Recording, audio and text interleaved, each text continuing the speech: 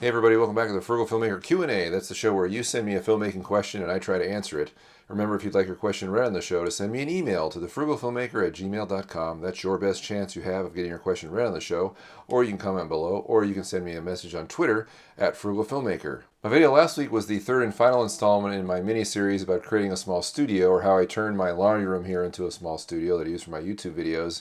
In this final installment, I talk about tabletop shooting, or how I take my desktop here for my current tabletop set, and I just explain how I did it. And in that video, I actually mentioned how I connected my camcorder to an articulating arm connected to a spring clamp, which was attached to my upper shelf. After watching that video, Miley on Disney commented and said, "Can we get a link for the clamp? Did it come with a 1/4 thread?" Now the clamp is actually this right here. It's just kind of a standard spring clamp. I believe I got these at Home Depot for 99 cents. And I don't know if you knew it or not, but with most of these spring clamps, if you pull off the rubber sleeve here on the back, it will reveal a hole large enough to hold 1/4 accessories. It's not threaded, and it's actually bigger than a 1/4 inch, I believe, but it's plenty big for 1/4 stuff. And if you need to attach an arm or a mini ball head or whatever, it'll fit right there, or on the other side as well. They're on both sides. That seems to be the case in most of these spring clamps, but I got mine at Home Depot. You can find them at pretty much any hardware store or online. Okay, on to email. We have a question from Chris Johnson who says, "How frugal are you these days? Does the low budget keep you creative?"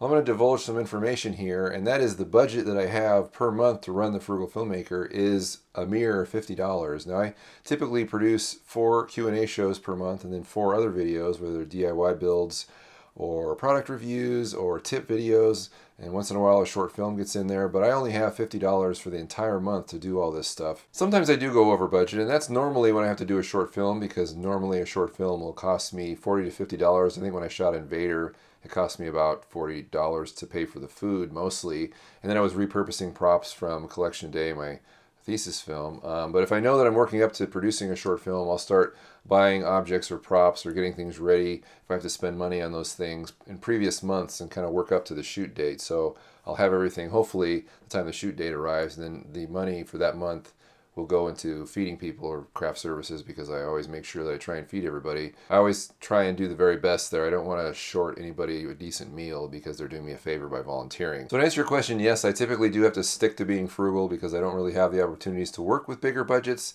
No, normally a lot of money to work on a project doesn't come my way, so I use what I have and I try and use it effectively, and hopefully this channel and these videos are evidence of that. But if another project did come along that was bigger and had some really good opportunities attached to it, of course I would take it. If someone wanted me to direct a movie, or whether it was a TV movie or an indie feature or a feature film, Hollywood style, whatever, of course I would jump on that bandwagon. But I'm not super optimistic about that kind of thing. I think I can see my future, and it's going to be maybe just in a smaller arena, and it could be bigger than this one right here.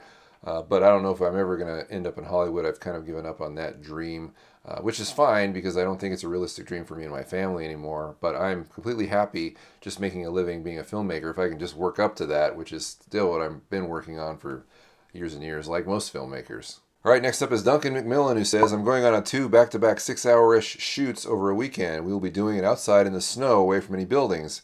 I'm really nervous about it, and I was wondering if you had any tips for shooting in the snow, because you are in Alaska now and almost always have snow. Also, any tips on taking gear on public transit?" Shooting in the snow. Well, to be totally honest, I haven't done a lot of shooting in the snow yet, although there is snow outside. It's actually right now, I believe, about 11 below zero. There's snow on the ground, which means it's real crunchy and icy. And I haven't set up a project yet where I'm shooting out there. I think the time will come, because it's going to be like this from now until probably March or April of next year. So I don't want to wait that long to make a movie, so I am going to want to do some shooting out in this weather. From what I understand, from what research has told me, is when you're shooting in the snow, one thing you always want to be careful about is, of course, you're exposing your camera to the elements.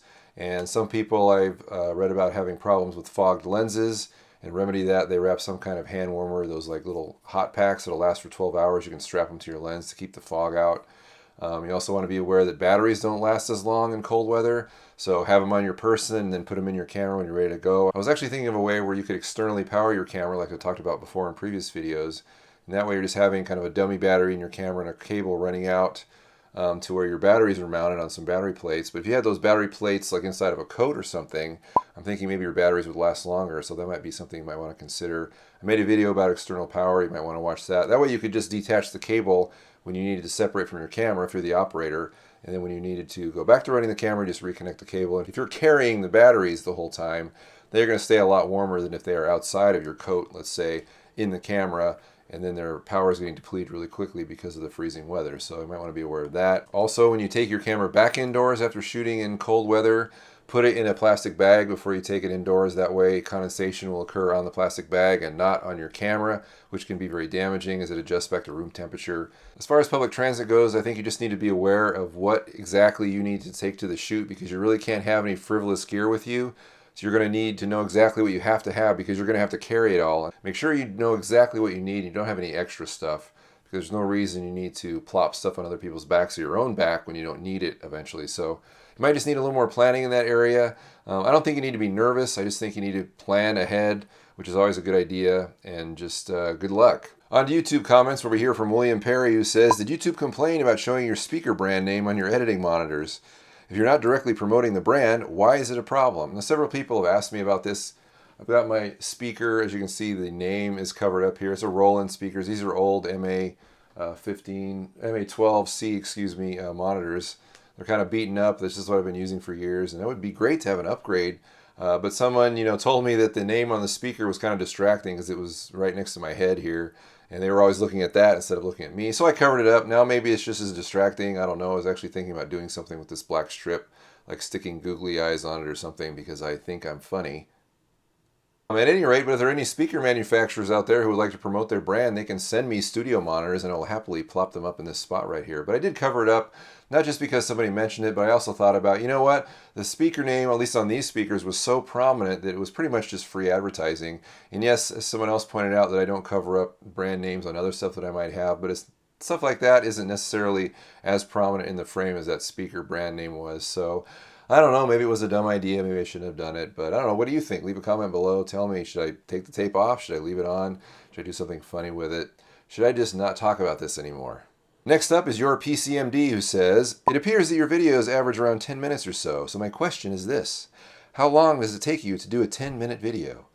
Well, this completely depends on the video. If you're referring to my Q&A videos, which you're correct, they do average about 10 minutes, and I try and hit 10 minutes all the time with the Q&A videos because I don't want them to be longer than that. And if they're a little shorter, I kind of wish they were a little longer, so they were about 10 minutes. But the Q&A video is the easiest video for me to produce. It's kind of like pre-planned, or it's I don't have to do a lot of writing for those videos because they're all just answering questions. So I compile the questions, I look at my email, I look at YouTube comments, and I pick the best questions out, the best 5 questions usually for that week. Usually there's just right about 5 questions. It's really kind of awesome because if I wasn't getting a steady flow of questions, I wouldn't do this show anymore. But people are constantly sending me good questions and different questions, and so I keep doing it. After that, usually it'll take me another 3 hours total to shoot this episode, to edit this episode, do a second pass of editing, and then to put in graphics and sound effects and other video clips and things like that. So normally the whole thing will take me from start to finish about 4 hours. And that's not too bad for a 10-minute video. But if I'm doing something, of course, like a short film, those take forever. That's probably the longest process that I would have trying to finish, is start to finish on a short film. That would not take me 4 hours. That would take me months, probably, just to get things together and get that done. It does take the longest, which is kind of frustrating because short films, of course, are the best thing filmmakers like to do, but they don't always yield the most views. So the thing that yields the most views on my channel is DIY builds.